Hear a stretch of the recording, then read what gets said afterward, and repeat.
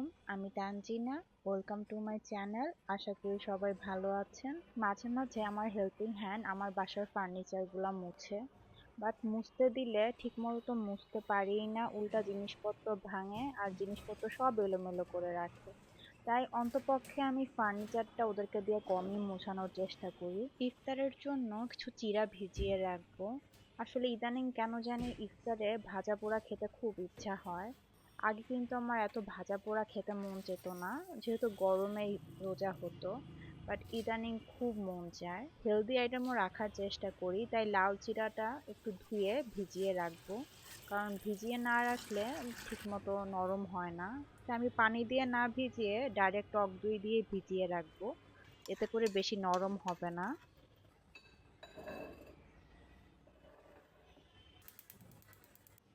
এখন ছোলাটা বসিয়ে দিব। তো ছোলার জন্য আমি পেঁয়াজ রসুন বাটা আর সামান্য জিরা বাটা একটু ভেজে নিয়ে তার মধ্যে হলুদ আর লবণ দিব।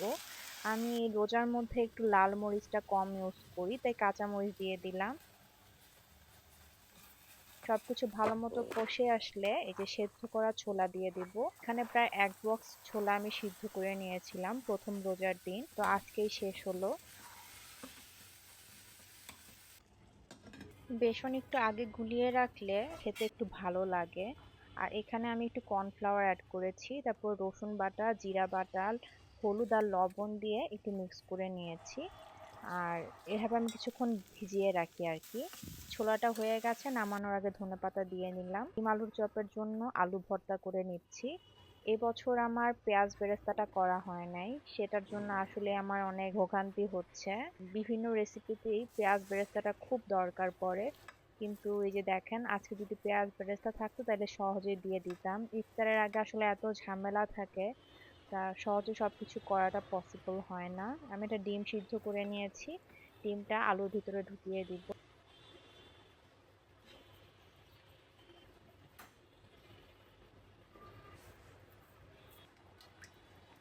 তা নাসির আমাকে প্রচুর হেল্প করে, তা ও ওদিকে আমাকে ডিম আলু চপগুলা বানিয়ে দিচ্ছে আর এদিকে আমি ফলগুলা গুছিয়ে নিচ্ছি আর কিছু ফল কেটে নিব দই চিড়ার জন্য। যেহেতু দই চিড়াতেই ফল অনেক পরিমাণে দিব, তাই এক্সট্রা করে অন্য কোনো ফল নিয়ে নেই, জাস্ট মালটা নিয়েছি।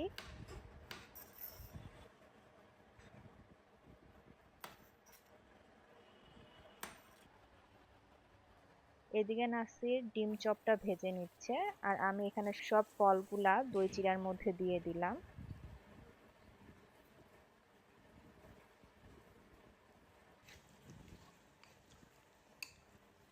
উপরে গার্নিশিং হিসেবে ড্রাই কোকোনাট দিলাম। বেগুনের জন্য আমি কিছু বেগুন পাতলা পাতলা স্লাইস করে দিব। ডিম চপটা হয়ে গেছে, আমি উল্টিয়ে পাল্টিয়ে নিচ্ছি।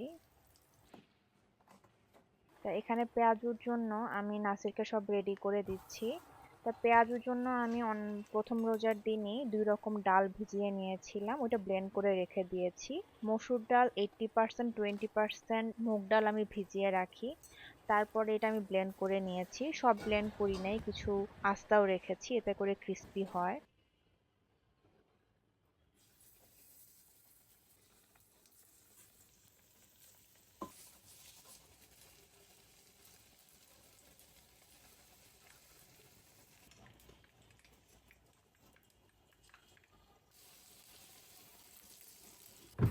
ভাজাভাজি শেষ হলো, তা একটা জুস বানাবো। সবকিছু টেবিলে অ্যারেঞ্জ করে নিলাম, এখন একটা জুস বানাবো। বিটরুট আর আমলকি শুকিয়ে নিয়েছি। ইদানিং ফেসবুকে ঢুকলেই এই জুসটা খুব দেখা যায়, বিটরুট আর আমলকি দিয়ে। তা ভাবলাম আমি ট্রাই করি। তা এখানে বিটরুট আমি ভালো মতো গ্রেট করে নিলাম, তারপরে আমলকিও প্রায় 6-7টার মতো গ্রেট করে নিলাম। তারপরে সবকিছু গ্রেট হয়ে গেলে সবকিছু একসাথে ভালো মতো মিক্স করে নিয়ে আমি একটা বড় ট্রেতে ছড়িয়ে 2 দিনের মতো শুকিয়ে নিয়েছি।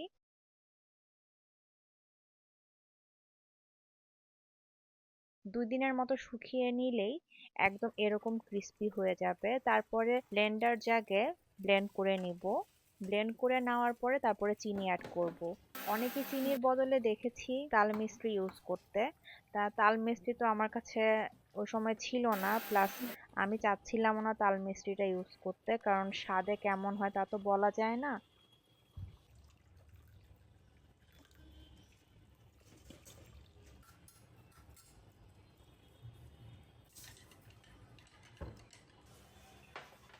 আর ভাজাভাজি যা করেছি সব একটা প্লেটের মধ্যে নিয়ে নিলাম।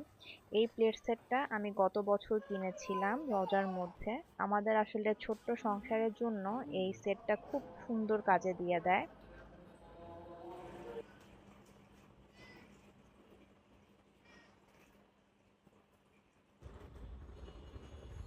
নুসাইফার স্কুল এখনো খোলা আছে, যার কারণে ইফতারের পরে ওকে আমার হোমওয়ার্ক নিয়ে বসতে হয়।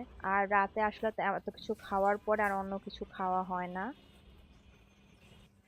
সেহরির জন্য আমি একটু আগে ভাগে উঠার চেষ্টা করি, কারণ তাড়াহুড়া করতে আমার একদমই ভালো লাগে না।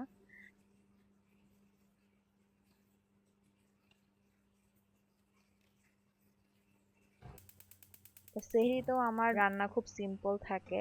আমার মেয়েদের জন্য যেহেতু সকালে রান্না বান্না করতেই হয়, তা আমার জন্য একটু এক্সট্রা রান্না করে রাখি যাতে আমরা দুজন সেহরিতে খেয়ে নিতে পারি।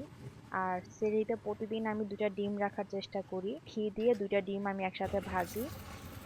প্রত্যেকে 2টা করে ডিম খেয়ে নিলেই প্রোটিনের চাহিদাটা পূরণ হয়ে যায়।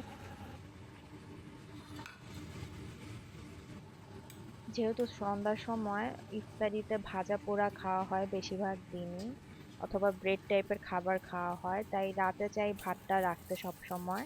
আর এখানে যে শাক রান্না করেছিলাম আর মাছ রান্না করেছিলাম, নাসিরকে একটা মাছ দিলেও আমি কোনো মাছ নিই নাই, কারণ সেহরিতে আমি মাছ একদমই খেতে পারি না। তো আমার ডিমটা আমি ভেজে নিলাম।